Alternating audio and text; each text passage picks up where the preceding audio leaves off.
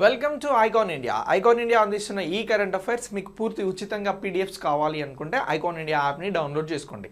ఇక మీరు ప్రిపేర్ అవుతున్నటువంటి ఉద్యోగాల కోసం ఆన్లైన్ క్లాసెస్, ఆఫ్లైన్ క్లాసెస్ని ఐకాన్ ఇండియా అందిస్తుంది. ఆన్లైన్ కోసం యాప్ని డౌన్లోడ్ చేసుకోవాల్సి ఉంటుంది. ఆఫ్లైన్ అయితే అశోక్ నగర్ కేంద్రంగా గ్రూప్స్ క్లాసెస్ అనేవి మీకు ఎక్స్క్లూజివ్గా స్టార్ట్ చేయడం జరిగింది. సో ఇక ఈరోజు మనం కరెంట్ అఫైర్స్కి సంబంధించి 2021కి ఉన్నటువంటి ఇంపార్టెంట్ కరెంట్ అఫైర్స్ గురించి డిస్కస్ చేద్దాం. ఫస్ట్ ఏమంటున్నాము అని అంటే మోడీ గారికి, ప్రైమ్ మినిస్టర్ మోడీ గారికి సంబంధించినటువంటి టాపిక్తో స్టార్ట్ చేద్దాం. సో ప్రైమ్ మినిస్టర్ మోడీ గారు గరుడ ఏరోస్పేస్కి సంబంధించినటువంటి డ్రోన్స్ని ఇటీవల ప్రారంభించడం జరిగింది. ఈ గరుడ ఏరోస్పేస్కి సంబంధించినటువంటి డ్రోన్స్ దేనిలో విప్లవాత్మకంగా మారబోతున్నాయి అని అంటే ఇది వ్యవసాయ రంగంలో ఒక రెవల్యూషన్ని తీసుకురావడానికి డ్రోన్స్ని రెడీ చేస్తూ ఉంది గరుడ ఏరోస్పేస్. సో ఇటీవల ప్రైమ్ మినిస్టర్ మోడీ గారు ప్రారంభించినటువంటి ఏరోస్పేస్కి సంబంధించినటువంటి డ్రోన్స్ అని అంటే మనం చెప్పాల్సింది గరుడ ఏరోస్పేస్కి సంబంధించినటువంటి డ్రోన్స్ని ప్రైమ్ మినిస్టర్ మోడీ గారు ప్రారంభించారు ఫిబ్రవరిలో అని చెప్పేసి గుర్తుంచుకోవాల్సి ఉంటుంది. సో ఈ గరుడ ఏరోస్పేస్ అనేది వ్యవసాయ రంగంలో డ్రోన్స్ని తయారు చేసేందుకు ప్రత్యేకమైనటువంటి కార్యాచరణతో ముందుకెళ్తూ ఉంది. సో డిఫరెంట్ ప్లానింగ్స్తో ముందుకెళ్తున్నటువంటి ఈ వ్యవసాయ రంగంలో డ్రోన్స్ అని చెప్పేసి మనం వింటా ఉన్నాం. ఇటీవల బడ్జెట్లో కూడా ఆర్థిక మంత్రి నిర్మలా సీతారామన్ గారు వ్యవసాయ రంగంలో డ్రోన్స్ని ఇంట్రడ్యూస్ చేస్తున్నాము అని చెప్పారు. సరే, ఇవి వ్యవసాయ రంగంలో ఎలా ఉపయోగపడతాయి, రైతులు డ్రోన్స్ని ఏ విధంగా వాడతారు అనేటువంటి బేసిక్ డౌట్ ఉంటుంది. సో దీనికి సంబంధించి ఉద్దేశం ఏంటి అని అంటే డ్రోన్స్ని వ్యవసాయ రంగంలో తీసుకురావడానికి సంబంధించిన ఉద్దేశం ఏంటి అని అంటే రైతుల ఆదాయాన్ని ఈ 2022 చివరికల్లా రెట్టింపు చేస్తాము అని చెప్పేసి గతంలోనే భారత ప్రభుత్వం చెప్పింది. సో దాని ప్రకారం రైతులకి సంబంధించిన ప్రోత్సాహకాలని మరింత ఎక్కువగా అందించేందుకోసం అని చెప్పేసి డ్రోన్స్ విధానాన్ని వ్యవసాయ రంగంలో తీసుకురాబోతున్నారు. సుమారు 85% కంటే ఎక్కువగా ఉన్నటువంటి చిన్న సన్నకారు రైతులకి సంబంధించి ఈ డ్రోన్స్ అనేవి ఎక్కువగా ఉపయోగపడతాయి అని చెప్పేసి కూడా భారత ప్రభుత్వం భావిస్తూ ఉంది. సార్, మరి ఈ డ్రోన్స్ ద్వారా వ్యవసాయ రంగంలో ఏం చేయొచ్చు అని అంటే ఎవరైతే రైతులు వారు పండించినటువంటి పంటలు ఉంటాయో వాటిని నేరుగా పంట పొలాల నుంచి మార్కెట్కి పంపించవచ్చు డ్రోన్స్ ద్వారా.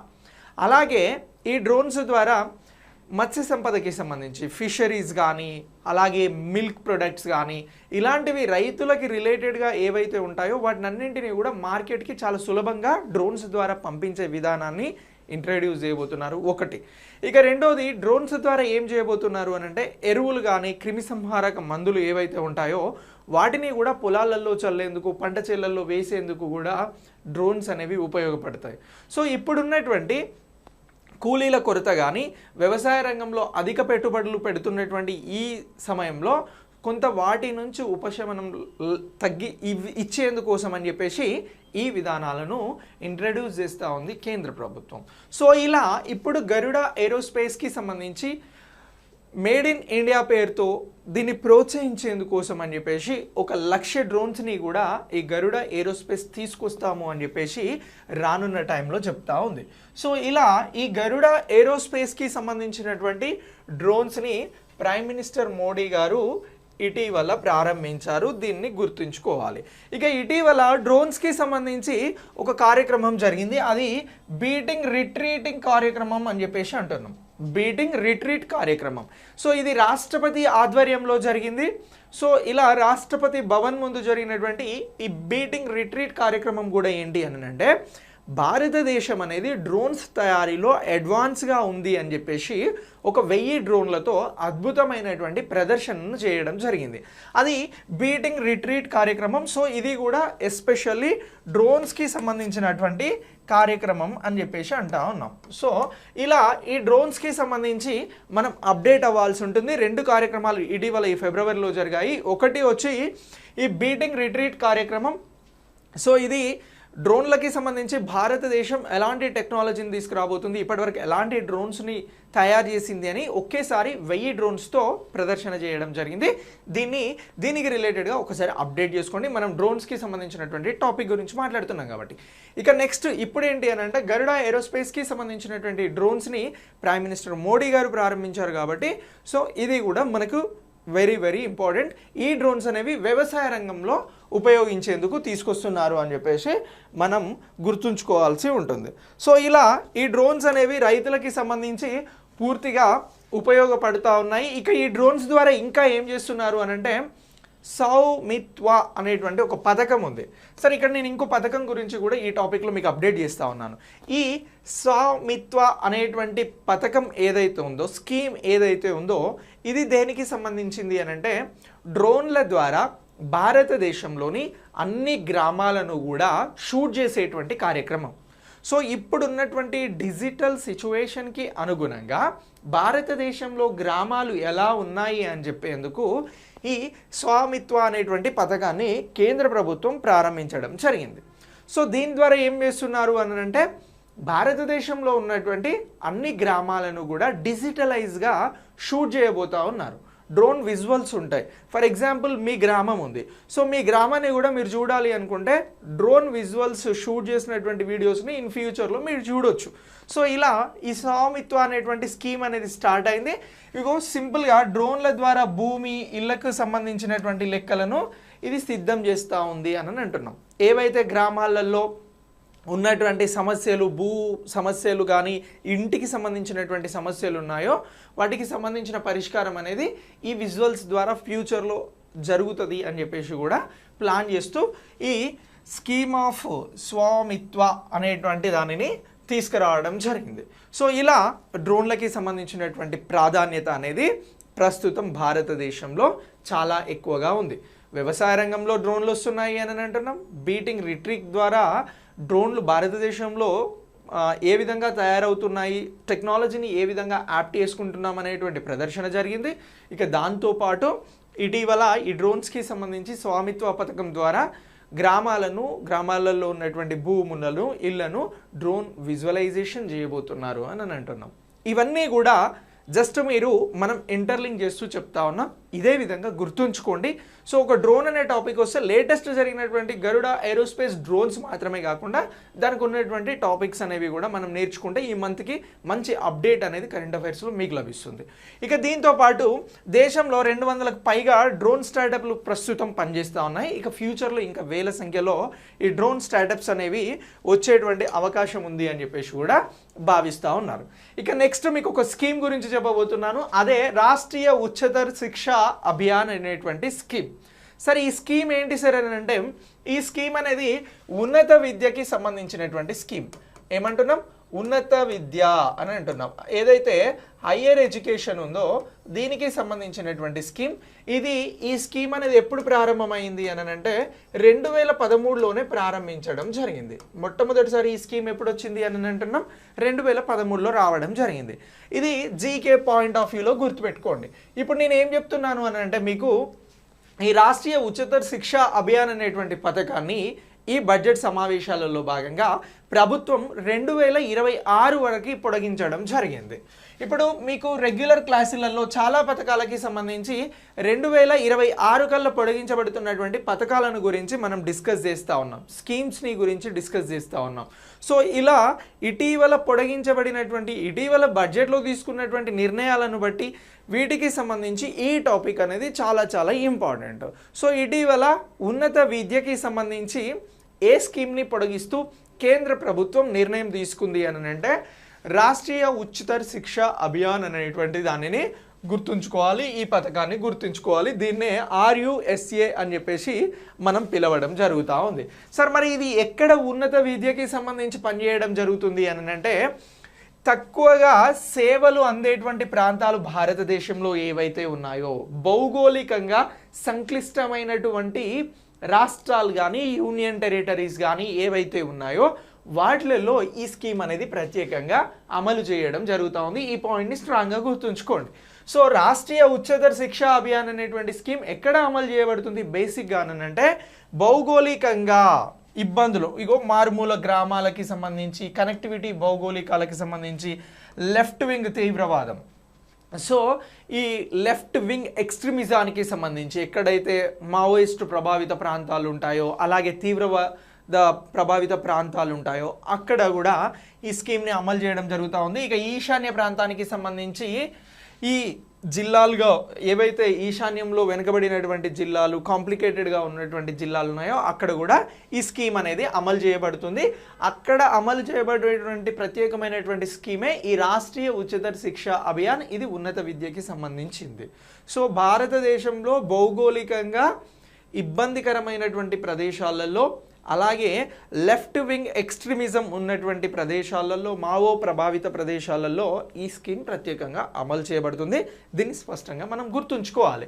ఇక దీంతో పాటు ఇది RUSK అనేటువంటిది, ఈ రాష్ట్రీయ ఉచిత శిక్షా అభియాన్ అనేటువంటిది ఇంకా ఏంటి అని అంటే ఈక్విటీ, యాక్సెస్, ఎక్సలెన్స్ లక్ష్యాలతో ముందుకు వెళ్తూ ఉంది. సో మనం ఇప్పటివరకు మాట్లాడుకున్నటువంటి ప్రాంతాలలో ప్రభుత్వ విశ్వవిద్యాలయాలు, కళాశాలకు నిధులు సమకూర్చడం మిషన్ మోడ్లో నిర్వహించేటువంటి ఒక విస్తృతమైనటువంటి పథకంగా కూడా దీనిని గురించి మనం చెప్పడం జరుగుతూ ఉంది. ఇక కొత్త విద్యా విధానానికి సంబంధించి అంటే న్యూ ఎడ్యుకేషన్ పాలసీ వచ్చింది కదా. ఎప్పుడు వచ్చింది న్యూ ఎడ్యుకేషన్ పాలసీ? 2020. సో దీనికి సంబంధించి కూడా కొన్ని సిఫారసులను, లక్ష్యాలను అమలు చేయడానికి దీనిని కూడా ప్రత్యేకంగా రూపొందించడం జరిగింది. సో ఇంప్రూవింగ్ యాక్సెస్, ఈక్వాలిటీ, అలాగే quality in higher education through planned development and state level అని చెప్పేసి మనం ఈ రాష్ట్రీయ ఉచిత శిక్ష అభియాన్ గురించి ప్రత్యేకంగా మాట్లాడడం జరుగుతూ ఉంది. 2013లో ఇది ఏ శాఖ పరిధిలో ఉండింది అని అంటే మినిస్ట్రీ ఆఫ్ హ్యూమన్ రిసోర్సెస్ అని చెప్పేసి మనం ఇక్కడ మాట్లాడడం జరుగుతూ ఉంది. ఇప్పుడు దీన్ని విద్యాశాఖ అని అంటున్నాం. సో ఇలా ఎడ్యుకేషన్ మినిస్ట్రీ పరిధిలో ఈ స్కీమ్ అనేది అమలు చేయడం జరుగుతూ ఉంది. ఇక ఈ పథకానికి కొత్త దశను తీసుకురావడానికి జెండర్ ఇన్క్లూజివ్, అలాగే ఈక్విటీ ఇనిషియేషన్స్తో పాటు వృత్తి నైపుణ్యం. సో ఇప్పుడు న్యూ ఎడ్యుకేషన్ పాలసీ 2021లో వచ్చినటువంటి మేజర్ కాన్సెప్ట్ ఏంటంటే స్కిల్ డెవలప్మెంట్. సో వృత్తి నైపుణ్యం అనేది పక్కాగా ఉండాల్సిన అవసరం ఉంది. దీనిపైన ప్రభుత్వం న్యూ ఎడ్యుకేషన్ పాలసీలో ఫోకస్ చేస్తూ ఉంది. సో ఇలా వీటినన్నింటినీ కూడా దీనిలో కూడా ఈ రాష్ట్రీయ ఉచిత శిక్ష అభియాన్లో కూడా ప్రత్యేకంగా అమలు చేయబోతా ఉన్నారు. ఇక కొత్త మోడల్ డిగ్రీ కాలేజీల ఏర్పాటుకు సంబంధించి ఇవి ప్రత్యేకంగా మద్దతు ఇవ్వబోతా ఉంది. ఈ స్కీమ్ మల్టీ డిసిప్లినరీ ఎడ్యుకేషనల్ మరియు రీసెర్చ్ కోసం రాష్ట్ర విశ్వవిద్యాలయాలకు కూడా ప్రత్యేకమైనటువంటి మద్దతు అనేది లభించబోతుంది ఈ రాష్ట్రీయ ఉచిత శిక్ష అభియాన్కి సంబంధించినటువంటి పథకంలో భాగంగా.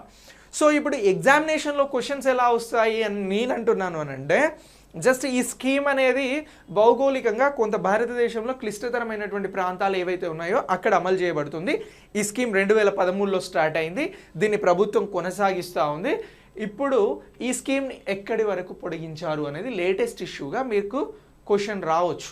సో అప్పుడు ఏమనాలి అని అంటే 2026 వరకు ఈ రాష్ట్రీయ ఉచిత శిక్ష అభియాన్ అనేటువంటి పథకాన్ని పొడిగించడం జరిగింది అని చెప్పాలి. ఇది దేనికి సంబంధించి? ఏ ఎడ్యుకేషన్కి? ప్రైమరీయా, మీడియమా, హయ్యరా అని అంటే హయ్యర్ ఎడ్యుకేషన్కి సంబంధించి సపోర్ట్ చేస్తున్నటువంటి పథకంగా కూడా మనం గుర్తుంచుకోవాలి. ఇక నెక్స్ట్ ప్రధాన్ మంత్రి ఫసల్ బీమా యోజన. ఈ పథకాన్ని ఎందుకు అమలు చేస్తూ ఉన్నారు అని అంటే, వ్యవసాయం చేసేటువంటి రైతులు ఎవరైతే ఉన్నారో వారు ప్రకృతి వైపరీత్యాల వలన వారి పంటలను కోల్పోయినప్పుడు, ఏదైనా డిజాస్టర్స్ జరిగి వారి పంటలను కోల్పోయినప్పుడు వారికి సంబంధించి ఈ ప్రధానమంత్రి ఫసల్ బీమా యోజన కింద ఆర్థిక సహాయాన్ని అందిస్తున్నటువంటి స్కీమ్. సార్ మరి ఇప్పుడు ఈ స్కీమ్ గురించి ఎందుకు చెప్తా ఉన్నాము అని అంటే, ఇది అమల్లోకి వచ్చి మొన్నటితో 7 సంవత్సరాలు పూర్తి అవుతుంది. 7 సంవత్సరాలు అవుతా ఉంది. 6 సంవత్సరాలు కంప్లీట్ చేసుకొని ఇప్పుడు 7వ సంవత్సరంలోకి ఈ ప్రధాన్ మంత్రి ఫసల్ బీమా యోజన అనేటువంటి కార్యక్రమం నడుస్తూ ఉంది. సో ఇది రైతులకి సంబంధించి బీమా కార్యక్రమం. రైతులు వేసినటువంటి పంటలు ప్రకృతి వైపరీత్యాల వల్ల కోల్పోయినప్పుడు దీని ద్వారా ఆర్థిక సహాయం అనేది రైతులకి అందించడం జరుగుతూ ఉంది. అదే ఈ స్కీమ్. సో దీనిలో భాగంగా ఈ పథకానికి సంబంధించి 36 కోట్లకు పైగా రైతులు ప్రజెంట్ ఉన్నటువంటి డేటా ప్రకారం దరఖాస్తు చేసుకోవడం జరిగింది. దేనికోసం అని అంటే ఈ ఫార్మింగ్కి సంబంధించినటువంటి ఇన్సూరెన్స్ కోసం. సో అలా ఇప్పటివరకు ఈ పథకం కింద 1,07,059 కోట్లు క్లెయిమ్ చేయబడి చెల్లించడం జరిగింది. ఎవరికి? రైతులకి అని అంటున్నాం. సో మేరీ పాలసీ మేరీ హాత్, రైతులకి పంటల బీమా పాలసీలను అందించేందుకు ఇంటింటికి పంపిణీ కార్యక్రమం అనేది కూడా ప్రారంభించనున్నారు. సో ఇప్పుడు 7 సంవత్సరాల్లో 7వ సంవత్సరంలోకి ఎంటర్ అయినటువంటి దీనికి సంబంధించి మేరీ పాలసీ మేరీ హాత్ అనేటువంటి, అంటే నా పాలసీ నా చేతిలో ఉంది అనేటువంటి కార్యక్రమంతో ఇంటింటికి కూడా ఈ రైతులకి సంబంధించి పంపించనున్నారు. ఇక 85% మంది ఉన్నటువంటి చిన్న మరియు సన్నకారు రైతులకి ఈ పథకం అనేది 100% యూజ్ అవుతుంది అని చెప్పేసి కూడా చెప్తా ఉన్నారు. ఇక రైతులపై ఉన్నటువంటి ప్రీమియం భారాన్ని తగ్గించడం, పూర్తి బీమా మొత్తాన్ని పంట హామీకి క్లెయిమ్ చేయడం అనేది పరిష్కారంగా ఈ లక్ష్యంతో పనిచేయడం జరుగుతూ ఉంది ప్రధాన్ మంత్రి ఫసల్ బీమా యోజన. ఇటీవల ఈ కార్యక్రమం ఎన్నో సంవత్సరంలోకి ఎంటర్ అయ్యింది అని ఇఫ్ అడిగితే 7వ సంవత్సరం అని చెప్పేసి మీరు గుర్తుంచుకోండి ఈ పథకానికి సంబంధించి. Okay right. ఇక దీని తర్వాత నెక్స్ట్ క్రిటోడాక్టిలస్ ఎక్సర్సిటస్ అని చెప్పేసి అంటా ఉన్నాం. ఇది హెర్పటాలజిస్ట్కి సంబంధించినటువంటి బృందం. అంటే హెర్పటాలజిస్ట్ అంటే ఏదైతే సరీసృపాలు అలాగే ఉభయచర జీవులు ఉంటాయో వాటికి సంబంధించినటువంటి అధ్యయనం పైన స్టడీ చేసేటువంటి బృందం ఈ హెర్పటాలజిస్ట్. సో వీళ్ళు ఏం చేసినారు అని అంటే ఈ మేఘాలయలోని ఉమ్రేయ్ మిలిటరీ స్టేషన్లో ఒక వృక్ష విభాగం నుంచి ఈ ఏదైతే కొత్త జాతి ఉందో సో దీనిని కనుగొనడం జరిగింది. సో దీనికి సంబంధించినటువంటి శాస్త్రీయ నామం ఏమంటున్నామనంటే క్రిటోడాక్టిలస్ ఎక్సర్సిటస్ అని చెప్పేసి పిలవడం జరుగుతూ ఉంది. ఇది ఇండియన్ ఆర్మీ యొక్క బెంట్ టోడ్ గెక్కో అని చెప్పేసి పిలవడం జరుగుతూ ఉంది. సో ఇలా ఇటీవల హెర్పటాలజిస్ట్కి సంబంధించినటువంటి బృందం కనుక్కున్నటువంటి కొత్త జాతికి సంబంధించినటువంటిది ఏది అని చెప్పేసి అడిగినప్పుడు దాని శాస్త్రీయ నామం ఏంటి అని చెప్పేసి ఎగ్జామ్లో అడిగితే మనం క్రిటోడాక్టిలస్ ఎక్సర్సిటస్ అని చెప్పేసి చెప్పాల్సి ఉంటుంది. సో ఇలా దీనిని ఈ మేఘాలయకి సంబంధించినటువంటి స్టేషన్ నుంచి కనుగొనడం జరిగింది. ఇక దీంతో పాటు ఈ అధ్యయనం అనేది యూరోపియన్ జనరల్ ఆఫ్ టాక్సానమీలో ప్రత్యేకంగా ప్రచురించడం జరిగింది. సో ఇక దీంతో పాటు ఇది లైక్ మన దగ్గర తొండ అని చెప్పేసి పిలుస్తాం కదా అలా ఉంది. సో ఇలా ఇది మనకు మిజోరాం సియాహా జిల్లా పేరు మీదుగా కనుగొనబడింది అని చెప్పేసి కూడా అంటున్నాం. ఇటీవల మిజోరాంకి సంబంధించి సిహాయా జిల్లా పేరు మీదుగా కనుగొనబడినటువంటి దాని పేరు ఏంటి అని అంటే ఇగో సిటోడాక్టిలస్ సియాహెన్సిస్ అని చెప్పేసి కూడా చెప్పాల్సి ఉంటుంది. దీనికి 2 పేర్లు అంటున్నాం. ఒకటి వచ్చేమో శాస్త్రీయ నామం కిటోడాక్టిలస్ ఎక్సర్సిటస్ అని చెప్పేసి అంటున్నాం. సో ఇది మిజోరాంలోని సియాహా జిల్లా పేరు మీదుగా కనుగొనబడింది. దాని పేరు ఏంటి అని అన్నప్పుడు సిటోడాక్టిలస్ సియాహెన్సిస్ అని చెప్పేసి చెప్పాల్సి ఉంటుంది. సో ఇలా సైన్స్కి సంబంధించి కూడా కొత్తగా కనుగొన్నటువంటి జంతుజాలానికి సంబంధించినటువంటి వాటిని కూడా ఎగ్జామ్లో అడుగుతుంటారు కాబట్టి వాటిని ప్రత్యేకంగా మనం గుర్తుంచుకోవాల్సి ఉంటుంది. ఎక్స్క్లూజివ్గా ఏదైతే గ్రూప్స్ కానీ ఎస్ఐ కానిస్టేబుల్ కానీ ఇలాంటి ఎగ్జామ్స్కి సంబంధించి. ఇక భారతదేశం ఇప్పుడు 40 జాతులు అనేవి ఈ బెంట్ టోడ్ గెక్కోకి సంబంధించినటువంటి జాతులు ఉన్నాయి. సో ఇందులో 16 జాతులు ఈశాన్య ప్రాంతంలోనే ఉన్నాయి అని చెప్పేసి కూడా మనం చెప్తా ఉన్నాం. ఇవి సాధారణంగా మన దగ్గర బల్లి తొండ అని చెప్పేసి తొండ జాతులు ఏవైతే ఉంటాయో వాటికి రిలేటెడ్గా ఉన్నటువంటిది. ఇవి ఈశాన్య రాష్ట్రంలో ఇటీవల కనుగొనబడింది కాబట్టి మనం ఇక్కడ ప్రత్యేకంగా చెప్పడం జరుగుతూ ఉంది. ఇక ఈ సిటోడాక్టిలస్ అనేది ఆసియాకి సంబంధించినటువంటి గెక్కోస్ యొక్క జాతి. ఇక దీనికి సంబంధించి బెంట్ అలాగే టోడ్ జెక్కోస్ అని చెప్పేసి బో ఫింగర్డ్ అని చెప్పేసి జెక్కోస్ అని చెప్పేసి ఫారెస్ట్ జెక్కోస్ అని చెప్పేసి ప్రత్యేకంగా పిలవడం జరుగుతుంది. ఇక ఈ జాతికి సంబంధించి 2020 నాటికి 300 జాతులను ప్రత్యేకంగా కలిగి ఉంది అని అంటున్నాం. ఇక ఈ గొక్కో జాతులలో ఇది చాలా పెద్దదిగా ఉంది అని చెప్పేసి కూడా కొత్తగా కనుగొనబడినటువంటి ఈ జంతుజాలానికి సంబంధించి కూడా మనం ప్రత్యేకంగా తెలుసుకోవడం జరుగుతూ ఉంది. ఇక ఎస్బీఐకి సంబంధించినటువంటి ఏకో వ్రాప్ నివేదిక అని అంటున్నాం. ఇది ఎస్బీఐకి సంబంధించి భారతదేశంలో ప్రభుత్వ బ్యాంకుగా ఉన్నటువంటి ఎస్బీఐ ఏదైతే ఉందో ఇది ఏం చేస్తూ ఉంది అని అంటే ఏకోవ్రాప్ పేరుతోటి భారతదేశ జీడిపికి సంబంధించినటువంటి నివేదికను అంచనాలను ఇవ్వడం జరుగుతూ ఉంది. ఇటీవల ఒక నివేదిక ఇచ్చింది, ఇప్పుడు లేటెస్ట్గా ఇంకో నివేదికను కూడా ఇవ్వడం జరిగింది. సో 2022 ఆర్థిక సంవత్సరానికి సంబంధించి భారతదేశ జీడిపి అనేది 8.8గా అంచనా వేయబడింది అని అంటున్నాం. సో ఈ ఏకోవ్రాప్ అనేది దేనికి సంబంధించింది అని ఎగ్జామ్లో అడిగితే ఎస్బీఐ స్టేట్ బ్యాంక్ ఆఫ్ ఇండియాకి సంబంధించింది. ఇది అంచనాలను వేసేటువంటి వర్క్ని చేస్తూ ఉంది అని చెప్పేసి చెప్పాలి. ఇటీవల ఇది ఎంత శాతం భారతదేశానికి సంబంధించి 2022కి సంబంధించిన జీడిపి పైన స్థూల దేశోత్పత్తి పైన అంచనాలను వేసింది అని అంటే వృద్ధి రేటుని 8.8% వేసింది అని చెప్పేసి ప్రత్యేకంగా చెప్పడం జరుగుతూ ఉంది. ఇక అంతకుముందు 9.3% ఉన్నటువంటి అంచనాలను ఇప్పుడు సవరించింది 2021-22కి సంబంధించి అక్టోబర్ డిసెంబర్ 3వ త్రైమాసికానికి సంబంధించి, అంటే క్వార్టర్లీ వైజ్గా కూడా ఇవి ఇవ్వడం జరుగుతుంది.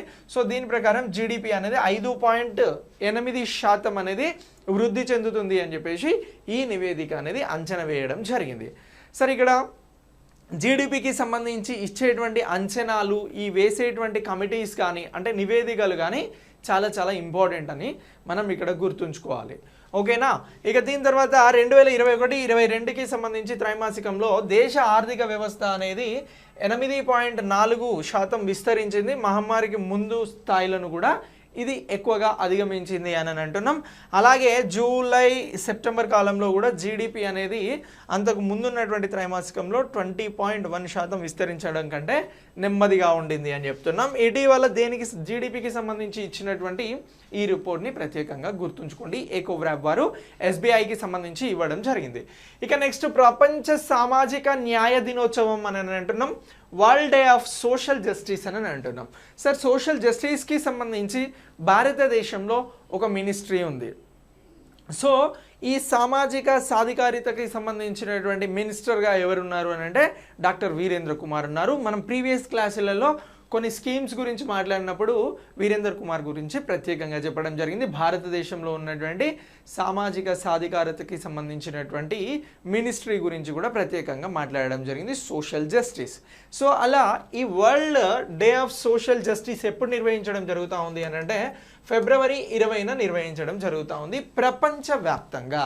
మరి ఇది ఏం చెప్తా ఉంది అని అంటే ఎప్పుడు దీన్ని స్టార్ట్ చేయడం జరిగింది అని అంటే ఇది ఏదైతే ఇంటర్నేషనల్ లేబర్ ఆర్గనైజేషన్ ఉందో దాని ద్వారా స్థాపించడం జరిగింది. ఈ డే అనేది అంతర్జాతీయ కార్మిక సంస్థ 10 జూన్ 2008న న్యాయమైనటువంటి ప్రపంచీకరణ కోసం సామాజిక న్యాయంపై ఇంటర్నేషనల్ లేబర్ ఆర్గనైజేషన్ డిక్లరేషన్ అనేది ఏకగ్రీవంగా ఆమోదించబడింది. దేనికోసం ఆమోదించబడింది అని అంటున్నాం?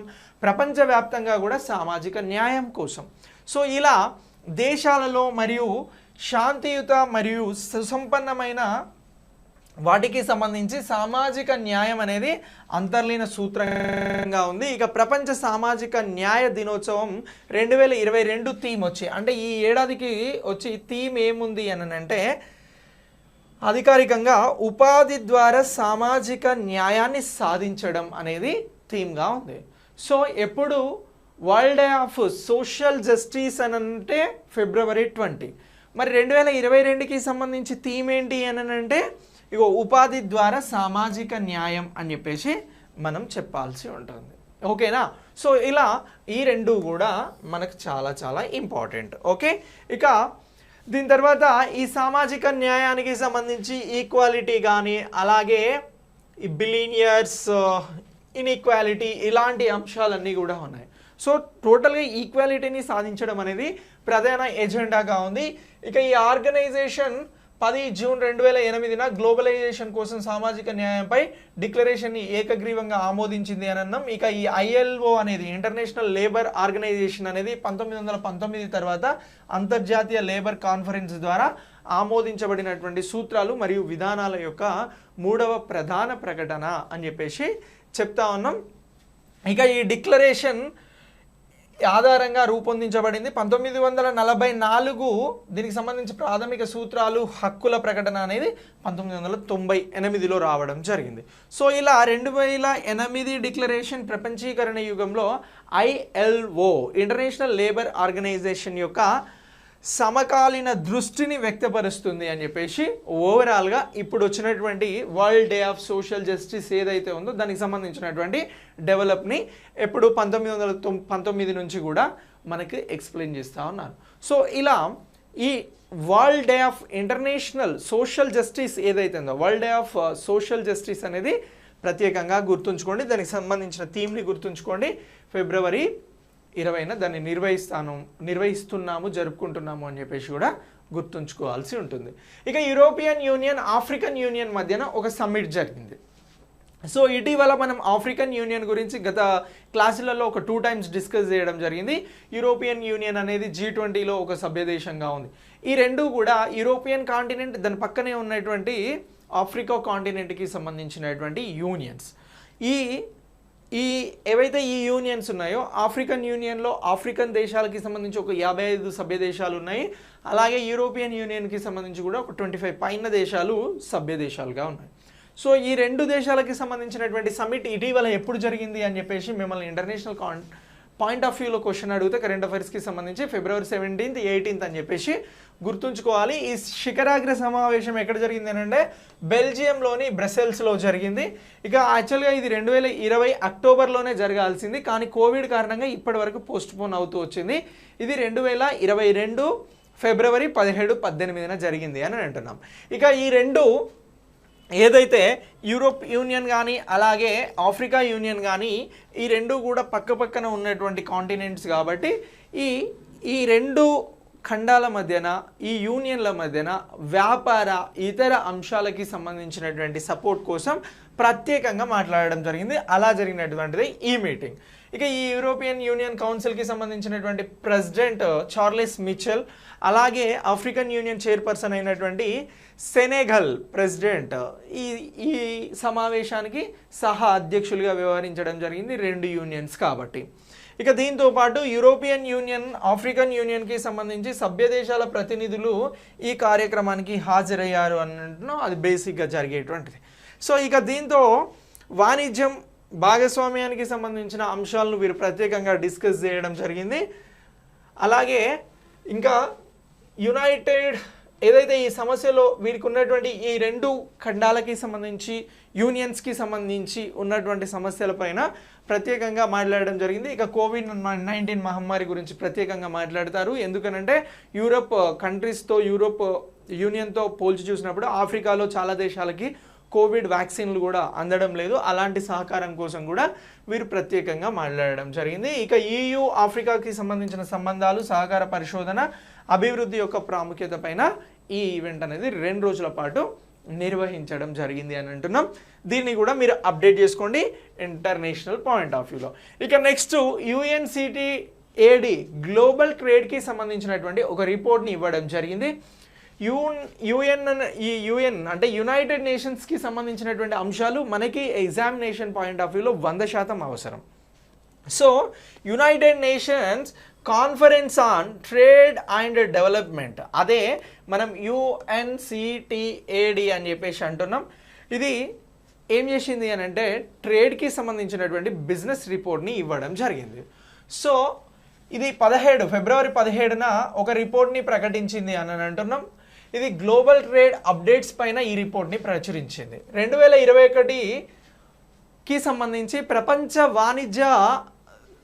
ప్రపంచ వాణిజ్యం ఎలా ఉంది అనేటువంటి అంశాలను ఇక్కడ ప్రత్యేకంగా ఈ ట్రేడ్లో ప్రకటించడం జరిగింది. ఇక గ్లోబల్ ట్రేడ్ 28.5 ట్రిలియన్లకు చేరుకుంది అని చెప్పేసి ప్రత్యేకంగా చెప్తుంది. ఇది 2021లో రికార్డు స్థాయి అని చెప్పేసి కూడా ఈ పరిశోధనలో తేలింది. ఎవరి పరిశోధన అని అంటున్నాం? United nations conference on trade and డెవలప్మెంట్కి సంబంధించినటువంటి పరిశోధన అని అంటున్నాం. ఇటీవల ఈ UNCTAD అనేది దేనికి సంబంధించినటువంటి రిపోర్ట్ని ప్రచురించింది అని అంటే గ్లోబల్ ట్రేడ్కి, ప్రపంచ వ్యాపారానికి సంబంధించినటువంటి దానికి సంబంధించి రిపోర్ట్ ఇచ్చింది అని చెప్పేసి చెప్పాలి. అలాగే సమ్టైమ్స్ ఇలా కూడా అడగవచ్చు ఎగ్జామ్లో, UNCTAD అని అంటే ఏంటి అని అడగవచ్చు. WHO world health organisation, WTO world trade organisation, అలాగే UNSC అంటే యునైటెడ్ నేషన్స్ సెక్యూరిటీ కౌన్సిల్, అలాగే యునెస్కో, వీటి గురించి ఎలా అడుగుతారో అలానే సమ్టైమ్స్ మిమ్మల్ని UNCTAD అని చెప్పేసి అడగవచ్చు. అప్పుడు ఏమనాలి? The United nation conference and trade and development అని చెప్పేసి చెప్తే మనకు మార్క్ రావడానికి అవకాశం ఉంటుంది. సో ఈ పాయింట్ ఆఫ్ వ్యూలో కూడా దీన్ని గుర్తుంచుకోవాల్సి ఉంటుంది. ఇక 2020 కంటే 25% బిజినెస్ పెరుగుదల అనేది 2021లో ఉంది అని చెప్పేసి ప్రత్యేకంగా చెప్తుంది. ఇక ఇది 2013 కంటే కూడా 2019లో జరిగినటువంటి బిజినెస్ కంటే 13% పెరుగుదల ఉంది అని చెప్పేసి చెప్తా ఉంది. ఓవరాల్గా ప్రపంచవ్యాప్తంగా కోవిడ్ మహమ్మారి వచ్చిన తర్వాత బిజినెస్ అనేది పుంజుకుంది అని చెప్పేసి చెప్తా ఉన్నారు. ఇక 200 బిలియన్ల నుండి ఈ వస్తువులకి సంబంధించినటువంటి వ్యాపారం 5.8 ట్రిలియన్లకు పెరిగింది అని చెప్పేసి అంటున్నాం. $200 బిలియన్ నుంచి ట్రిలియన్ డాలర్లకి ఎంత 5.8% ట్రిలియన్ డాలర్లకి పెరిగింది అని అంటున్నాం. అది వస్తువులకి సంబంధించి. ఇక్కడ సేవల వాణిజ్యం అని అన్నాడు. సో ఎకానమీలో గూడ్స్ అండ్ సర్వీసెస్ అని అంటాం కదా, అక్కడనేమో గూడ్స్ గురించి మాట్లాడాం, ఇక్కడేమో సర్వీసెస్ గురించి మాట్లాడుతున్నాం. ఇది సెకండ్ పాయింట్.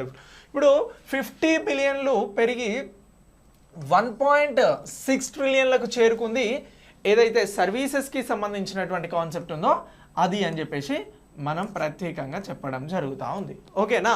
సో ఇక ఈ నివేదిక ప్రకారం 2021 4వ త్రైమాసికంలో అన్ని ప్రధాన వాణిజ్య ఆర్థిక వ్యవస్థల్లో దిగుమతులు ఎగుమతులు అనేవి ముందు స్థాయి కంటే, కోవిడ్ కంటే ముందు అంటే 2019లో ఎలాంటి పరిస్థితులు ఉన్నాయో అలాంటి పరిస్థితులకు కూడా చేరుకుంది అని చెప్పేసి వరల్డ్ బిజినెస్ పైన రిపోర్ట్ ఇవ్వడం జరిగింది, యునైటెడ్ నేషన్స్కి అనుబంధంగా ఉన్నటువంటి trade and development organisation. So ఇక అభివృద్ధి చెందుతున్న దేశాల కంటే అభివృద్ధి చెందిన దేశాల కంటే అభివృద్ధి చెందుతున్నటువంటి దేశాల్లో వస్తువుల వ్యాపారం వేగవంతం అయ్యింది అని చెప్పేసి కూడా ఈ రిపోర్ట్ చెప్తా ఉంది. ఇక అభివృద్ధి చెందని దేశాల ఎగుమతులు 2020లో అదే కాలంతో పోలిస్తే 30% పెరిగాయి అని చెప్పేసి కూడా చెప్తా ఉంది. ఇక సంపన్న దేశాలలో ఇది 15% పెరిగింది అని కూడా ఈ రిపోర్ట్ ప్రత్యేకంగా చెప్పడం జరుగుతూ ఉంది. ఇక కమోడిటీ ధరల పెరుగుదలలో అలాగే కమోడిటీ ఎగుమతులకి సంబంధించి వృద్ధి వేగంగా ఉంది. ఇక 32% వార్షిక లాభంతో వాణిజ్య ప్రపంచం అనేది సగటు కంటే ఎక్కువగా ఉంది అని చెప్పేసి అంటా ఉన్నాం. సో ఇలా ఈ యునైటెడ్ నేషన్స్కి సంబంధించినటువంటి ఇది అనేది మనకు చాలా చాలా ఇంపార్టెంట్. ఓకేనా? సో సర్వీస్ అండ్ గూడ్స్ గురించి మనం మాట్లాడడం జరిగింది. ఇక 2021కి సంబంధించి క్వార్టర్లీ రిపోర్ట్స్, అలాగే 2022కి సంబంధించినటువంటి క్వార్టర్లీ రిపోర్ట్ అంటే త్రైమాసికం 3 నెలలకి సంబంధించినటువంటి రిపోర్ట్స్ని ప్రత్యేకంగా అంచనా వేయడం జరుగుతూ ఉంది. సో ఇలా బిజినెస్ గ్రోత్ అనేది ఉన్నట్లు కూడా మనకు ప్రత్యేకంగా సూచించడం జరుగుతుంది ఈ బార్ చార్ట్లో. ఓకేనా? సో ఇలా దీనిని కూడా మీరు అప్డేట్ చేసుకోండి కరెంట్ అఫైర్స్కి సంబంధించి.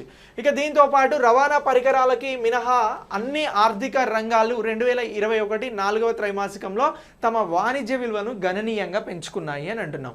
2019 పరిస్థితులు అనేవి ప్రస్తుతం వచ్చాయి అని అంటున్నాం. ఇక ఇంధన రంగం గురించి కూడా ప్రత్యేకంగా మాట్లాడడం జరిగింది. ఇంధన వ్యయాలు, లోహాలు అలాగే రసాయనాలకి సంబంధించి వాణిజ్య వృద్ధి అనేది సగటు కంటే ఎక్కువగానే ఉంది అని చెప్పేసి కూడా నివేదిక చెప్తా ఉంది. ఇక సెమీ కండక్టర్లకి సంబంధించి ప్రపంచ కొరత, కమ్యూనికేషన్ పరికరాలు, ఆటోమొబైల్స్ ఖచ్చితత్వం వాణిజ్య వృద్ధికి సంబంధించి మందగించి ఉంది అని చెప్పేసి చెప్తా ఉంది. ఈ వాణిజ్యానికి సంబంధించి 2022 అంతటా ట్రెండ్లు సాధారణ స్థితికి చేరుకుంటాయి అని చెప్పేసి కూడా ఈ ఏడాదికి చెప్పడం జరుగుతూ ఉంది. ఇక యూకేకి సంబంధించి గోల్డెన్ వీసాల తొలగింపు అనేది ఆ నిర్ణయాన్ని ఇప్పుడు యూకే అనేది అమలు చేస్తూ ఉంది. గోల్డెన్ వీసాలను ఎందుకు ఇస్తారు అని అంటే ఎవరైతే ఎక్కువగా పెట్టుబడులు పెడతారో అలాంటి పెట్టుబడులను పెంచుకునేందుకు ప్రత్యేకంగా ప్రొవైడ్ చేసినవే ఈ గోల్డెన్ వీసాలు. సో ఇటీవల గోల్డెన్ వీసాలను తొలగిస్తూ ఏ దేశం నిర్ణయం తీసుకుంటుంది అని సింపుల్గా ఒక క్వశ్చన్ అడిగితే ఎగ్జామ్లో ఎక్కడైనా మీరు యునైటెడ్ కింగ్డమ్ అని చెప్పేసి గుర్తుంచుకోవాలి, అదే ఇంగ్లాండ్ అని చెప్పేసి అంటా ఉన్నాం. సో ఇది తక్షణమే అమల్లోకి వస్తుందని ఎవరు ప్రకటించారు అని అంటే ఈ ఇంగ్లాండ్కి సంబంధించి, యూకేకి సంబంధించి హోమ్ మంత్రిగా, సెక్రటరీగా పనిచేస్తున్నటువంటి ప్రీతి పటేల్, భారత సంతతికి చెందిన ఆవిడ. సో వీరు అనౌన్స్ చేయడం జరిగింది, ఏవైతే గోల్డెన్ వీసాలు అనేవి ఇచ్చామో యూకే నుంచి వాటిని తొలగిస్తున్నాము అని చెప్పేసి ఇప్పుడు చెప్తా ఉన్నారు. సరే, ఈ గోల్డెన్ వీసాల కార్యక్రమానికి సంబంధించి ఏంటి అని అంటే సంపన్న విదేశీయులు యూకేలో 2 మిలియన్ పౌండ్ల కంటే ఎక్కువ పెట్టుబడి పెట్టినట్లయితే వారికి రెసిడెన్సీకి సంబంధించిన మార్గాన్ని సుగమం చేస్తూ ఇచ్చేవే గోల్డెన్ వీసాలు. ఏం లేదండి, మీ దగ్గర కానీ నా దగ్గర కానీ ఒక 2 మిలియన్ పౌండ్ల కంటే ఎక్కువ ధనం ఉన్నప్పుడు దాన్ని మనం ఇంగ్లాండ్లో పెట్టుబడిగా పెడితే డైరెక్ట్ ఇంగ్లాండ్లో వారు మీరు అంటే ఒక ఇల్లు ఏర్పాటు చేసుకొని ఉండడానికి అవకాశం కల్పించేటువంటిది. బేసిక్గా వీసాస్ ఇష్యూ చేయాలన్నా పాస్పోర్ట్స్ కోసమైనా చాలామంది ఇబ్బంది పెడతారు. కానీ పెట్టుబడులు అనేవి బాగా పెట్టినప్పుడు వారికి రెడ్ కార్పెట్ వేసి ఇలాంటి విధానాలను అమలు చేస్తూ ఉన్నారు. సో ఇప్పుడు అలా అమలు చేస్తున్నటువంటి ఈ గోల్డెన్ వీసా కాన్సెప్ట్ని బ్యాన్ చేస్తున్నాము అని చెప్పేసి, తొలగిస్తున్నాము అని చెప్పేసి చెప్పారు. ఇక ఈ టైర్ 1 ఇన్వెస్టర్స్కి సంబంధించి ఈ వీసా తొలగింపు అనేది ఉంటుంది. మోసం, అక్రమ ఫైనాన్స్లో యూకేకి సంబంధించి పునరుద్ధరించబడిన అణచివేతకి సంబంధించి ఇది ప్రారంభం మాత్రమే అంటున్నాం. ఇంకా ఇలాంటి నిర్ణయాలు చాలా తీసుకోబోతుంది అని కూడా ప్రత్యేకంగా చెప్పడం జరుగుతూ ఉంది. సో ఈ రష్యాకి సంబంధించినటువంటి ఏజెంట్ సెర్గీ స్క్రిపాల్ పైన విషప్రయోగం జరిగిన తర్వాత బ్రిటన్ ప్రభుత్వం 2018 నుంచి కూడా ఈ గోల్డెన్ వీసాలకి సంబంధించిన దానిపైన ప్రత్యేక సమీక్ష అనేది చేయడం జరుగుతూ ఉంది. ఇక హోమ్ ఆఫీస్ డేటా ప్రకారం 2015 మరి 2020 మధ్యన సుమారు 1400 ఇన్వెస్టర్ వీసాలు జారీ చేయబడ్డాయి. వాటినే గోల్డెన్ వీసాస్ అని చెప్పేసి అంటా ఉన్నాం. ఇక 2022 నుంచి కూడా పార్లమెంటరీ ఇచ్చినటువంటి యూకే పార్లమెంటరీ నివేదిక ప్రకారం ఇన్వెస్టర్ వీసా ప్రోగ్రాంలో దోపిడీ జరిగింది అని చెప్పేసి కూడా ప్రత్యేకంగా పేర్కొనడం జరుగుతూ ఉంది. అందుకు గాను ఈ గోల్డెన్ వీసాస్ని తొలగిస్తున్నారు అని అంటున్నాం.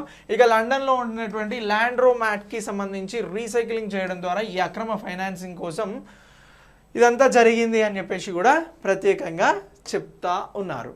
సో ఇలా ఈ గోల్డెన్ వీసాకి సంబంధించినటువంటి కార్యక్రమాన్ని ప్రత్యేకంగా గుర్తుంచుకోవాల్సి ఉంటుంది. ఓకేనా? ఇక దీని తర్వాత మనం నెక్స్ట్ ఒక కాన్సెప్ట్ గురించి మాట్లాడదాం. ఆ కాన్సెప్ట్ ఏంటి అని అంటే కృష్ణా నదికి సంబంధించినటువంటి కాన్సెప్ట్. ఏమంటున్నాం? కృష్ణా నదికి సంబంధించినటువంటి కాన్సెప్ట్. సో ఈ కృష్ణా నదికి సంబంధించి తెలుగు రాష్ట్రాలలో ఈ నది అనేది ప్రవహించడం జరుగుతూ ఉంది. ఇప్పుడు ఈ కృష్ణా నదికి సంబంధించి కర్ణాటక ప్రభుత్వం అనేది సుప్రీంకోర్టుని ఆశ్రయించింది. దేనికి సంబంధించి? కృష్ణా నదికి సంబంధించినటువంటి నీటి కేటాయింపుల వివాదానికి సంబంధించి. ఇటీవల ఎవరు సుప్రీంకోర్టుకి వెళ్ళారు కృష్ణా నదికి సంబంధించిన నీటి కేటాయింపుల పైన అంటే కర్ణాటక వెళ్ళింది. ఈ కృష్ణా నది ఏదైతే ఉందో ఇది మహారాష్ట్ర, అలాగే కర్ణాటక, ఆంధ్రప్రదేశ్, ఇప్పుడు ఉన్నటువంటి తెలంగాణ ఈ రాష్ట్రాలలో ప్రవహించడం జరుగుతూ ఉంది. ఇలా ప్రవహిస్తున్నటువంటిదే ఈ కృష్ణా నది అని చెప్పేసి మనం చెప్తా ఉన్నాం. ఈ కృష్ణా రివర్ ఏదైతే బంగాళాఖాతం ఉందో మళ్ళీ వచ్చి ఈ బంగాళాఖాతంలో కలుస్తూ ఉంది. జస్ట్ ఈ మ్యాప్ని జస్ట్ మీరు ఇమాజిన్ చేసుకోండి. ఇక ఈ రాష్ట్రాలలో ప్రవహిస్తున్నటువంటి ఈ కృష్ణా నది పైన చాలా చాలా పెద్ద ఎత్తున నీటి పంపకాలకి సంబంధించి వివాదాలు అనేవి మొదటి నుంచి ఉన్నాయి. సో మరి ఇలా ఇప్పుడు కర్ణాటక అనేది నీటి పంపకాలకి సంబంధించి సుప్రీంకోర్టుని ఆశ్రయించింది. ఈ రాష్ట్రాలలో ఇది ఉంది అని అంటున్నాం కదా. ఇక మహారాష్ట్రకి సంబంధించి మరి సుప్రీంకోర్టు ఒక ధర్మాసనాన్ని ఏర్పాటు చేస్తుంది కదా, ఒక బెంచ్ని ఏర్పాటు చేస్తుంది కదా. ఆ బెంచ్లో ఇద్దరు ఉన్నారండి. ఒకరేమో మహారాష్ట్రకి సంబంధించినటువంటి జస్టిస్ డివై చంద్రచూడ్ అని అంటున్నాం. ఇంకోరు వచ్చేవారు అని అంటే కర్ణాటకకి చెందినటువంటి జస్టిస్ ఏఎస్ బోపన్న అని అంటున్నాం. ఈ ఇద్దరు కూడా కృష్ణానది ప్రవహిస్తున్నటువంటి రాష్ట్రాలకి సంబంధించినటువంటి ఆ రాష్ట్రాల నుంచి వచ్చినటువంటి జడ్జెస్. సో వీళ్ళపైన కొన్ని కంప్లైంట్స్ రావడం జరిగింది. అంటే ఈ కృష్ణానది నీటి పంపకాలకి సంబంధించిన విషయంలో ఈ రాష్ట్రాలకి సంబంధించినటువంటి జడ్జెస్ ఉన్నారు అని చెప్పేసి. సో దీంతో ఏం చేసినారు అని అంటే ఈ డివై చంద్రచూడ్ అలాగే కర్ణాటకకి సంబంధించినటువంటి జస్టిస్ బోపన్నలు ఇద్దరు కూడా సుప్రీంకోర్టు ధర్మాసనం నుంచి తప్పుకోవడం జరిగింది. అంటే వాలంటరీగా వారే మేము ఈ కేసుని మేము జడ్జి చేయలేము అని చెప్పేసి చెప్పినారు. సో అలా ఈ కృష్ణానదికి సంబంధించినటువంటి అంశం అనేది ఇప్పుడు తెర మీదకి వచ్చింది. ఇక జల వివాదంపై ఈ బెంచ్ భాగమైనందున తమకు వ్యతిరేకంగా వచ్చినటువంటి మెయిల్స్ అలాగే లేఖలతో ఈ ఇద్దరు జడ్జెస్ కూడా తప్పుకోవడం జరిగింది. అసలు సమస్య ఏంటి అని అంటే కృష్ణానది జల వివాదానికి సంబంధించినటువంటి ట్రిబ్యునల్ ఏదైతే ఉందో ఇది 2 ట్రిబ్యునల్. దీనికి సంబంధించి తుది ఉత్తర్వులను అధికారిక గెజిట్లో ప్రచురించకుండా కేంద్ర ప్రభుత్వాన్ని నిలుపుదల చేస్తూ 2011 నాటి సుప్రీంకోర్టు ఉత్తర్వులపైన కర్ణాటక అనేది ఇప్పుడు మళ్ళీ కూడా సెలవు కోరడం జరిగింది. ఇది వివాదం. సో 2011 నాటి ట్రిబ్యునల్ రిపోర్ట్ ఏదైతే ఉందో అది ప్రచురించొద్దు, దీనికి సంబంధించినటువంటి అంశంగా ఈ అంశాన్ని తీసుకున్నారు. ఇక ఇప్పుడు ఒకసారి ఈ ఉత్తర్వులకు సంబంధించి 2010లో ప్రకటించబడినటువంటి నదీ జలాలను కర్ణాటక, మహారాష్ట్ర మరియు పూర్వపు ఆంధ్రప్రదేశ్ అంటే ఉమ్మడి ఆంధ్రప్రదేశ్కి సంబంధించి ప్రత్యేకంగా కేటాయించడం జరిగింది.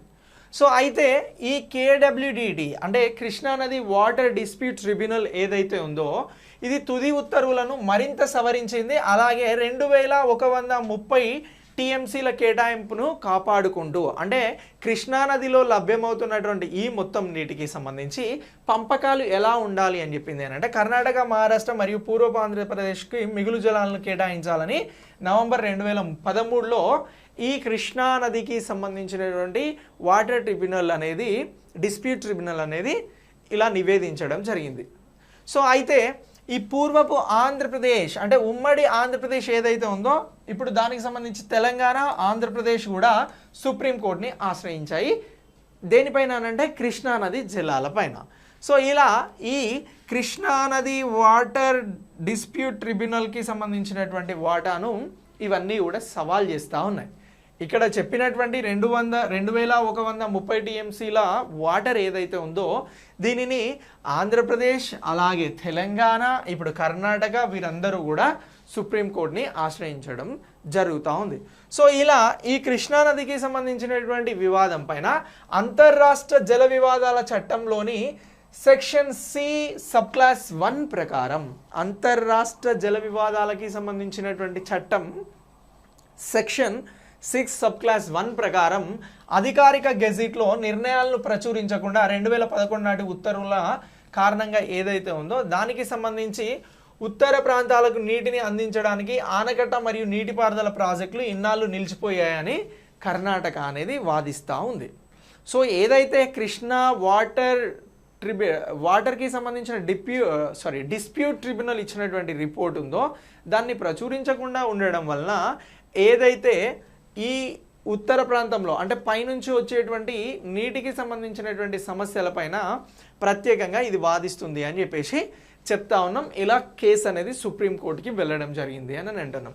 ఇక కృష్ణానది జల వివాదాలు ఇదే మొదటిదా సార్, ఇంతకు ముందు కూడా ఇలాంటివి ఉన్నాయా అని అంటే ఈ జల వివాదాలు అనేవి మొదటిసారి హైదరాబాద్ రాష్ట్రం అలాగే మైసూర్ ఏదైతే ఉందో ఈ రాష్ట్రాల మధ్యన ప్రారంభమైంది. అంటే స్వతంత్రానికి ముందున్నటువంటి రాష్ట్రాలుగా పిలువబడేటువంటి ప్రస్తుత హైదరాబాద్ రాష్ట్రంగా ఉండేది, అలాగే మైసూర్ బెంగళూరుకి సంబంధించి మైసూర్. సో ఇలా ఈ మహారాష్ట్ర, కర్ణాటక మరియు ఆంధ్రప్రదేశ్ మధ్యలో ఈ జల వివాదం కృష్ణా నదికి సంబంధించి ఎప్పటి నుంచో జరుగుతూ ఉంది.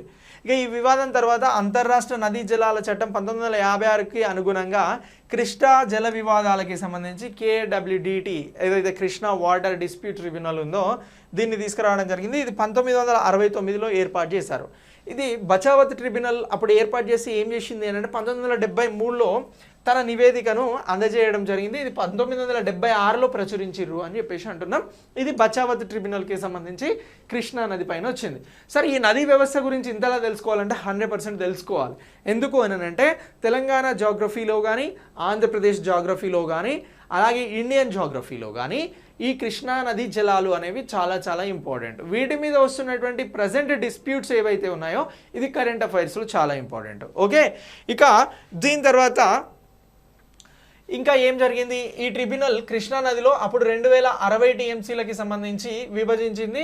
నీరు అనేది 3 భాగాలుగా 75% డిపెండబిలిటీతో మహారాష్ట్రకు 560 టీఎంసీలు, కర్ణాటకకు 700 టీఎంసీలు, ఆంధ్రప్రదేశ్కు 800 టీఎంసీలను కేటాయించడం జరిగింది. ఇది మొదటి కృష్ణా వాటర్ డిస్ప్యూట్ ట్రిబ్యునల్ ఇచ్చినటువంటి రిపోర్ట్. ఇక తర్వాత రెండవ ట్రిబ్యునల్ని కూడా ఏర్పాటు చేయడం జరిగింది. సో ఇది రాష్ట్రాల మధ్య కొత్త సమస్యలు తలెత్తడంతో వచ్చినటువంటి ట్రిబ్యునల్ 2004లో రెండవ కేడబ్ల్యూడిటి కృష్ణా వాటర్ డిస్ప్యూట్ ట్రిబ్యునల్ని ప్రత్యేకంగా ఏర్పాటు చేయడం జరిగింది. ఇక 2010లో ఇది నివేదిక ఇచ్చింది ఒక 6 సంవత్సరాల తర్వాత. అలా ట్రిబ్యునల్కి సంబంధించినటువంటి కృష్ణా నీటిని 65% డిపెండబిలిటీ అంటే ఇది ఎంత ఇక్కడ 75% తీసుకోవడం జరిగింది. రెండవ ట్రిబ్యునల్కి సంబంధించినటువంటి రిపోర్ట్లో 65% తీసుకోవడం జరిగింది అని అంటున్నాం. ఇక మిగులు ప్రవాహాలకి సంబంధించినటువంటి కేటాయింపులను చేసింది. మహారాష్ట్రకి సంబంధించి 81 టీఎంసీలు, అలాగే కర్ణాటకకి సంబంధించి 177 టీఎంసీలు, ఆంధ్రప్రదేశ్కి సంబంధించి 190 టీఎంసీలు ఇది ప్రత్యేకంగా చూపెట్టడం జరిగింది అని అంటున్నాం. ఇక ఇప్పుడు తెలంగాణను ప్రత్యేక రాష్ట్రంగా ఏర్పాటు చేసుకోవడంతో ఈ తెలంగాణ ప్రత్యేక పార్టీ తెలంగాణకి సంబంధించి ప్రత్యేకంగా దీన్ని ఇప్పుడు ఈ కృష్ణానది వాటర్ డిస్ప్యూట్స్కి సంబంధించి కొత్త పార్టీగా దీన్ని జాయిన్ చేయడం జరుగుతూ ఉంది కాబట్టి 3 రాష్ట్రాలకి సంబంధించినటువంటి ఈ 4 రాష్ట్రాలుగా డెవలప్ అయింది కాబట్టి కృష్ణానది జలాలను కేటాయించాలి అని చెప్పేసి ప్రత్యేకంగా కోరడం జరుగుతూ ఉంది. సో ఇలా ఈ కృష్ణానదికి సంబంధించినటువంటి అంశం కర్ణాటకకి సంబంధించి సుప్రీంకోర్టుకు వెళ్ళిన తర్వాత ఆల్రెడీ ఆంధ్రప్రదేశ్ తెలంగాణ ఇష్యూ కృష్ణానదికి సంబంధించి సుప్రీంకోర్టులో ఉంది. ఇప్పుడు కర్ణాటక కూడా వెళ్ళింది. సో కర్ణాటకకు వెళ్ళిన నేపథ్యంలో డివై చంద్రచూడ్ అలాగే బోపన్న ఇద్దరు కూడా ధర్మాసనం నుంచి తప్పుకున్నారు అనేది కరెంట్ ఇష్యూగా గుర్తుంచుకోండి. ఇక కృష్ణానది పైన 2 వాటర్ ట్రిబ్యునల్స్ వచ్చినాయి. Brijesh Kumar water tribunal, Bachawat water tribunal అని చెప్పేసి చెప్తా ఉన్నాం. ఫస్ట్ వచ్చింది బచావత్, తర్వాత బ్రిజేష్ కుమార్. సో ఇలా వీటిని గుర్తుంచుకోండి. ఇక డేటా భద్రత పైన ప్రత్యేకమైనటువంటి మార్గదర్శకాలను గైడ్లైన్స్ రిలీజ్ చేయడం జరిగింది. ఎవరు రిలీజ్ చేశారు డేటా భద్రత పైన అని అంటే ఈ సమాచార మరియు కేంద్ర ప్రసార మంత్రిత్వ శాఖ అనేది రిలీజ్ చేయడం జరిగింది. ఇటీవల డేటా భద్రతకి సంబంధించి ఎవరు గైడ్లైన్స్ రిలీజ్ చేశారు, మార్గదర్శకాలను రిలీజ్ చేశారు అని అంటే మనం చెప్పాల్సింది ఈ మినిస్ట్రీ గురించి సమాచార మరియు అలాగే ప్రసార మంత్రిత్వ శాఖ అని చెప్పేసి చెప్పాలి. సో ఇంటర్నెట్లో దీనికి సంబంధించి అత్యంత రహస్యమైనటువంటి అంశాలను ఇంటర్నెట్లో భాగస్వామ్యం చేయడాన్ని నిషేధిస్తూ ఉంది. కొత్త డేటా భద్రతకి సంబంధించి వెరీ ఇంపార్టెంట్ పాయింట్ ఏంటి అంటే అత్యంత భద్రతపరమైనటువంటి అంశాలు ఏవైతే ఉంటాయో, అలాంటి పేపర్స్ ఏవైతే ఉంటాయో వాటిని ఇంటర్నెట్లో పెట్టకూడదు అని చెప్పేసి ఇది కొత్తగా గైడ్లైన్స్ని తీసుకురావడం జరిగింది. ఎవరు అని అంటే సమాచార మరియు ప్రసార మంత్రిత్వ శాఖ అని చెప్పేసి అంటా ఉన్నాం. సో ఇలా దీనిని అప్డేట్ చేసుకోండి.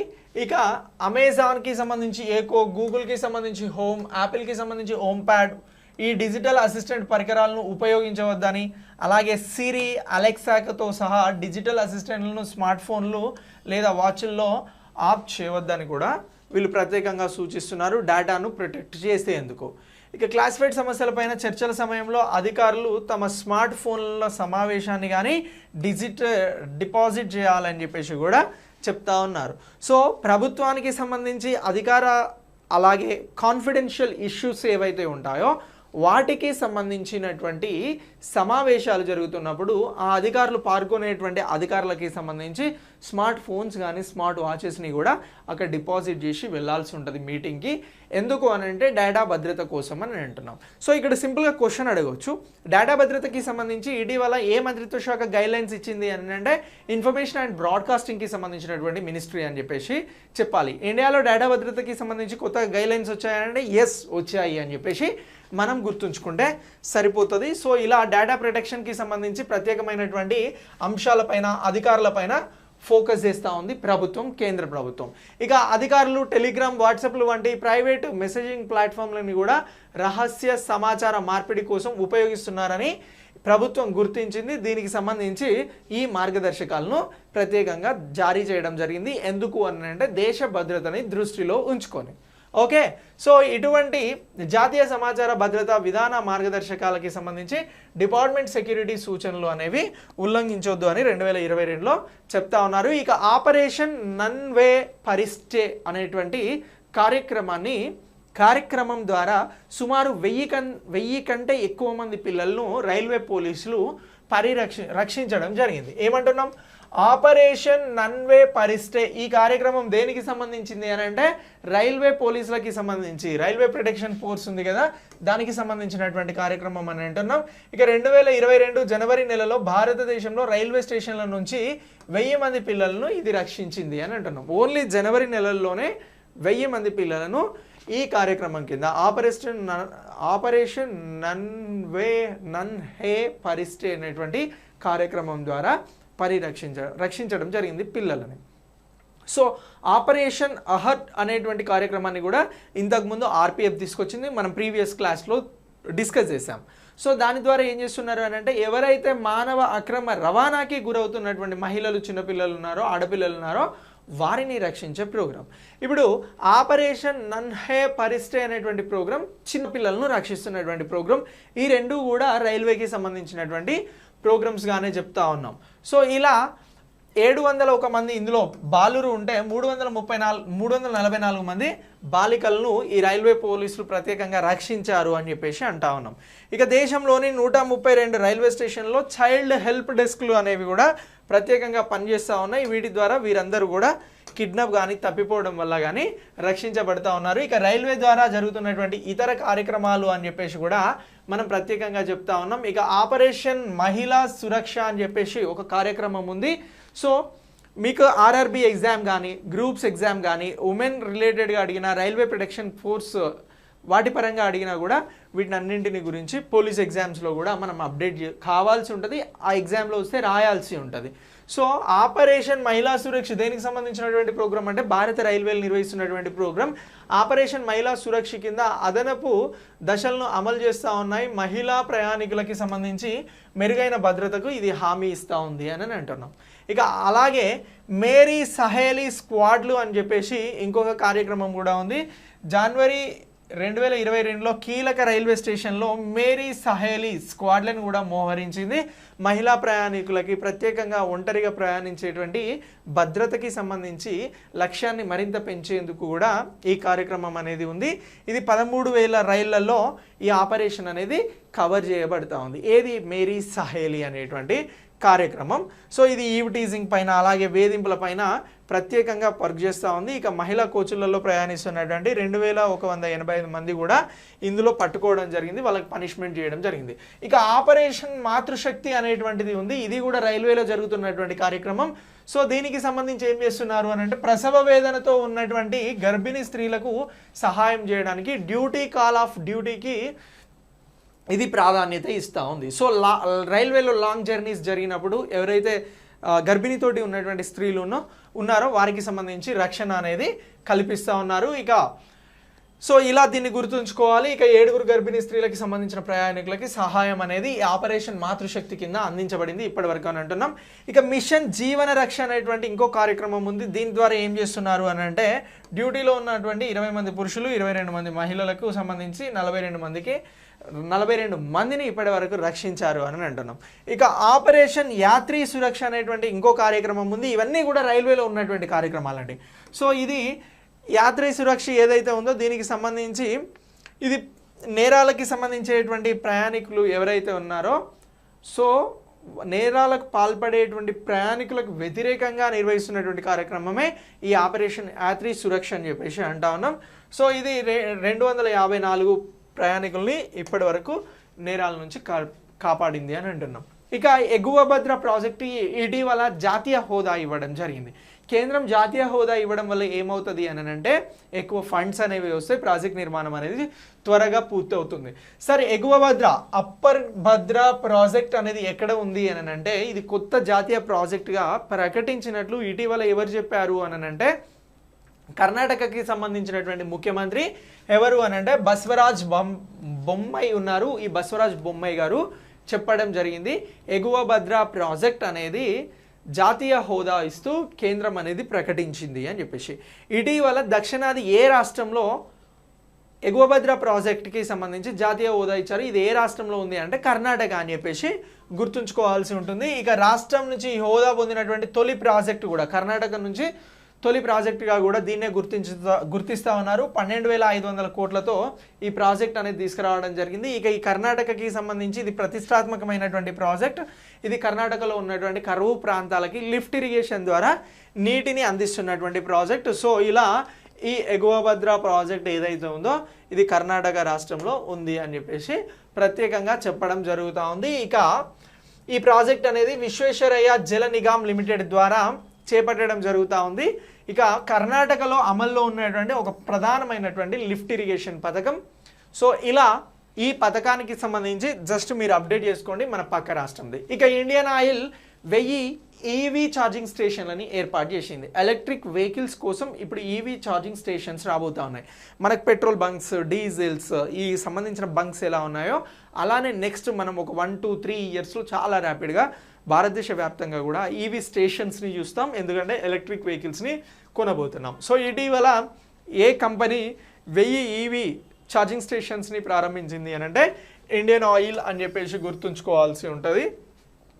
సో ఇది ఈవీకి సంబంధించి విప్లవానికి ఒక నాంది లాగా, ఒక మైల్ రాయి లాగా దీన్ని చెప్పడం జరుగుతూ ఉంది అని అంటున్నాం. ఇక 10,000 ఇంధన స్టేషన్లని కూడా, అంటే ఎలక్ట్రిక్ వెహికల్స్కి సంబంధించినటువంటి స్టేషన్స్ని రాబోయే 3 ఏళ్లలో, అంటే 2022, 23, 24, 25 కల్లా పూర్తి చేస్తాము అని చెప్పేసి కూడా ఈ ఇండియన్ ఆయిల్ చెప్తా ఉంది. ఇటీవల ఇండియన్ ఆయిల్ అనేది 1000 ఈవీ స్టేషన్లను ఏర్పాటు చేసింది అని చెప్పేసి కూడా మనం ప్రత్యేకంగా గుర్తుంచుకోవాల్సి ఉంటుంది. సో ఇక ఈ 2024 కల్లా 5 సంవత్సరాల పాటు ఇంటర్ మినిస్టీరియల్ స్టీరింగ్ కమిటీతో కూడినటువంటి ట్రాన్స్ఫార్మేటివ్ మొబైలిటీ అలాగే బ్యాటరీ స్టోరేజ్ పైన నేషనల్ మిషన్ నీతి ఆయోగ్ సిఇఓ అధ్యక్షతన కూడా ఎలక్ట్రానిక్ వెహికల్స్కి సంబంధించినటువంటి దానిపైన ప్రత్యేకంగా వర్క్ చేస్తూ ఉన్నారు. సో ఈ టాపిక్ని కూడా మీరు కరెంట్ అఫైర్స్కి సంబంధించి అప్డేట్ చేసుకోండి. నెక్స్ట్, ప్రపంచ బ్యాంకు రుణ ఒప్పందం పైన భారత్ అనేది సంతకం చేసింది. ఇప్పుడు ప్రపంచ బ్యాంక్ ఏం చేస్తుంది అని అంటే $115 మిలియన్ ఒప్పందానికి సంబంధించి భారత ప్రభుత్వం అనేది సంతకం చేయడం జరిగింది. ప్రపంచ బ్యాంక్ అనేది ఇది ఇస్తూ ఉంది ఈ అమౌంట్. మరి ఈ అమౌంట్ ఎక్కడ ఖర్చు చేయబోతున్నారంటే కర్ణాటక, ఒడిశా రాష్ట్ర ప్రభుత్వాలకి సంబంధించి ప్రపంచ బ్యాంక్ అనేది ఇటీవల ఎంత మంజూరు చేసింది భారత ప్రభుత్వం సైన్తో అని అంటే $115 మిలియన్ అని అంటున్నాం. మన దేశ కరెన్సీలో చెప్పాల్సి వస్తే 869 కోట్లు ఇస్తూ ఉంది. సార్ మరి ఇలా ఇచ్చినటువంటి దీన్ని దేనికోసం వాడబోతున్నారు అని అంటే వ్యవసాయం పైన, వాటర్ షెడ్లకి సంబంధించినటువంటి పునరుద్ధరణ పైన వాడబోతా ఉన్నారు. ఏ రాష్ట్రాలు 869 కోట్ల ప్రపంచ బ్యాంక్ రుణాన్ని పొందాయి అని అంటే ఒడిషా అండ్ అలాగే కర్ణాటక అని చెప్పేసి మనం చెప్పాల్సి ఉంటుంది. ఇక 2030 నాటికి 26 మిలియన్ హెక్టార్ల భూమిని పునరుద్ధరించడానికి, 2023 నాటికి రైతుల ఆదాయాన్ని రెట్టింపు చేయడానికి భారత ప్రభుత్వం లక్ష్యంగా పెట్టుకుంది. సో ఈ లక్ష్యంలో భాగంగా రుణాలను కూడా ప్రత్యేకంగా ఇప్పిస్తూ ఉంది అని అంటున్నాం. ఇక ఈ వాటర్ షెడ్ అనేటువంటి కార్యక్రమం ఏంటిది అని అంటే వర్షాధారంగా వచ్చినటువంటి నీటిని జీవనోపాధి కోసం మరింత వాడుకోవడం కోసం వాటర్ షెడ్ అనేటువంటి ఇది నడుస్తూ ఉంది. దీన్ని బలోపేతం చేయడం వల్ల రైతులకి మంచి నీటి సాగునీరు అంది దీని ద్వారా పంటలు ఎక్కువ పండిస్తారు అని చెప్పేసి కూడా చెప్తా ఉన్నారు. ఇక ఈ వాటర్ షెడ్ ప్రోగ్రామ్ ఏదైతే ఉందో ఇది ప్రపంచంలోనే అత్యంత పెద్దదైనటువంటి ప్రోగ్రామ్గా భారతదేశం నుంచి ఉన్నటువంటి ప్రోగ్రామ్ ఏంటి అని అంటే వాటర్ షెడ్కి సంబంధించి నటువంటిది అని చెప్పేసి మనం ప్రత్యేకంగా గుర్తుంచుకోవాల్సి ఉంటుంది. సో ఫ్రెండ్స్, ఇలా ఈ కరెంట్ అఫైర్స్ అంతటినీ కూడా మీరు అప్డేట్ చేసుకోండి. నెక్స్ట్ కరెంట్ అఫైర్స్తో మళ్ళీ కలుద్దాం. Thanks for watching.